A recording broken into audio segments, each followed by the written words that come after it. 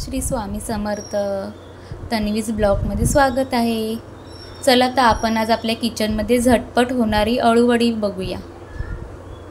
अळूवडी बनवण्यासाठी मी इथे अळूची पानं आहेत ती अशी बारीक कापून घेतलेली आहेत. आता ह्या कापलेल्या पानांमध्ये मी बेसनचं पीठ 1 कप घेतलं आहे. तांदळाचं पीठ 2 चमचे घेतलं आहे. आल्या लसूणची पेस्ट, चवीपुरता गूळ, हळद, धने जिरे पावडर, गरम मसाला, लाल तिखट मालवणी, चवीपुरता मीठ. तुम्ही तुमच्या अंदाजाने मीठ घालावे. सगळ्यात शेवटी आपण हे कोकमाचं आगळ घालायचं आहे. हे का घालायचं तर अळूच्या पानांना खाज असते, तर ती घशाजवळ खाज येऊ नये म्हणून हे आगळ घालायचं असतं. आता हे सगळे जिन्नस आपण एकत्र करून घेऊया आणि त्याचा एक छान डो तयार होईल. याच्यामध्ये आता मला जसं लागेल तसं पाणी घेऊन मी घट्ट मळून घेणार आहे.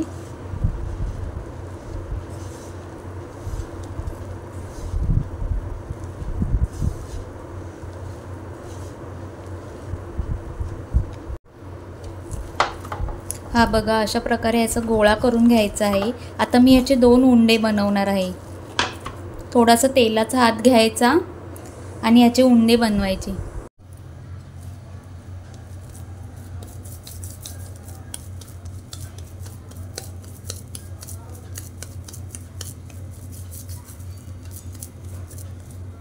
हे बघा, अशा प्रकारे इथे मी डिशला तेल लावून घेतलेलं आहे. त्याच्यामध्ये आता हे वाफवण्यासाठी मी ठेवणार आहे.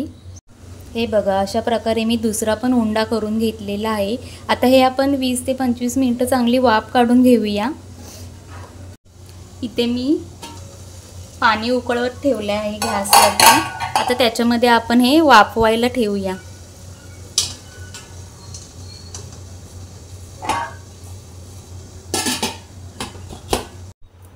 चला तर मग आपली अळूवडी उकडलेली आहे.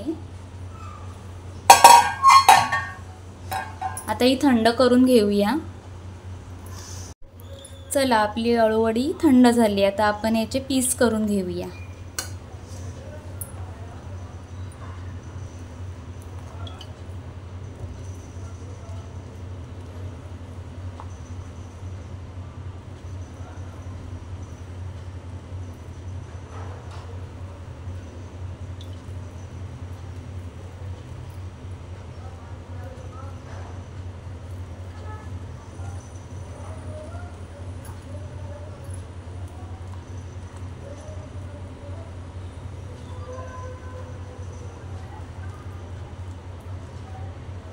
हे कट करून घेतलेले पीस आता आपण फ्राय करून घेऊया. गॅसवर मी तवा तापत ठेवला. त्याच्यामध्ये तेल ओतते.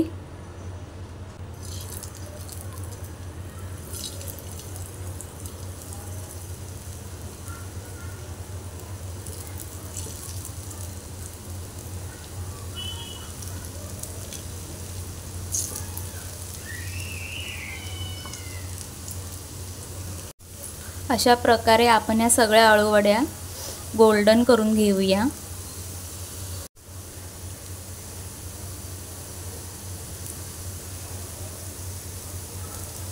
परतून घेऊया. छानपैकी शालो फ्राय करून घेऊया दोन्ही बाजूंनी.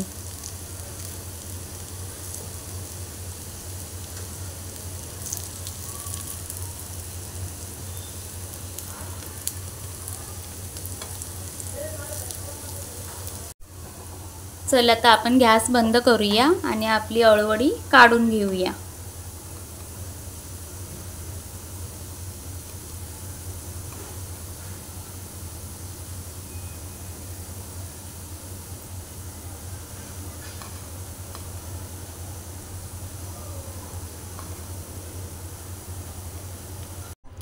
चला तर मग आपली अळूवडी रेडी आहे.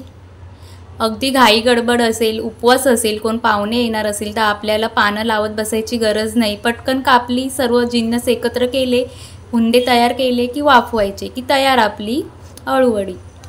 किती छान आहे बघा, एकदम खमंग कुरकुरीत अशी आपली अळूवडी तयार झाली आहे.